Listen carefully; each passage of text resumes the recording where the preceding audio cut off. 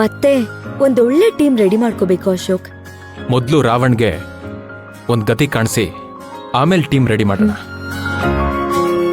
ಶಿವಕುಮಾರ್ನ ಆಫೀಸಿಗೆ ಬರಕ್ ಹೇಳ. ಸದ್ಯಕ್ಕೆ ಬೇಡ ಶಿವಗಾಮಿ, ಯಾಕಂದ್ರೆ ರಾವಣ್ ಕಡೆಯವರು ಆಫೀಸಲ್ಲಿದ್ದಾರೆ. ಶಿವಕುಮಾರ್ ಬಂದ್ರೆ ಯಾರಿಗೂ ಕೇರ್ ಮಾಡಲ್ಲ, ಸುಮ್ನೆ ಜಗಳ ಆಗತ್ತೆ. ಆಮೇಲೆ ಆ ರಾವಣ್ಗೆ ಡೌಟ್ ಬಂದ್ರೆ ಅಲರ್ಟ್ ಆಗ್ಬಿಡ್ತಾನೆ.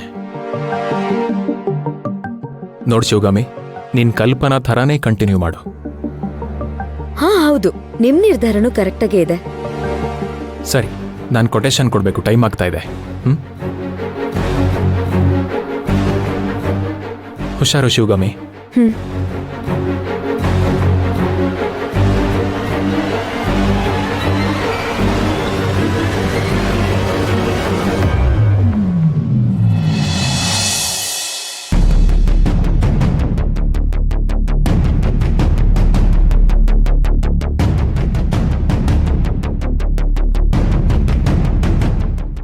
ಸರ್, ಶಿವಕುಮಾರ್ ಸರ್ ಅಂದ್ರೆ ನೀವೇನಾ?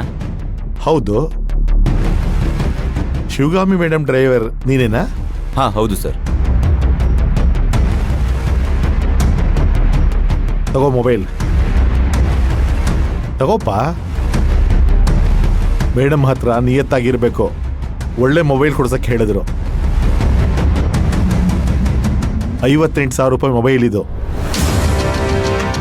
ಇಷ್ಟೊಂದು ಕಾಸ್ಟ್ಲಿ ಮೊಬೈಲ್ ನಾನು ಯಾವತ್ತೂ ತಗೊಂಡೇ ಇಲ್ಲ sir. Thank you sir, thank you so much sir. Thanks ನನಗೆ ಹೇಳಬೇಡ, ಮೇಡಮ್ಗೆ ಹೇಳು. ಮೇಡಮ್ ಹತ್ರ ನಂಬಿಕೆ ಉಳಿಸ್ಕೊ. ಅವ್ರು ಏನು ಬೇಕಾದರೂ ಸಹಾಯ ಮಾಡ್ತಾರೆ. ಆಯಿತು ಸರ್, ನಂಬಿಕೆ ಉಳಿಸ್ಕೊತೀನಿ ಸರ್.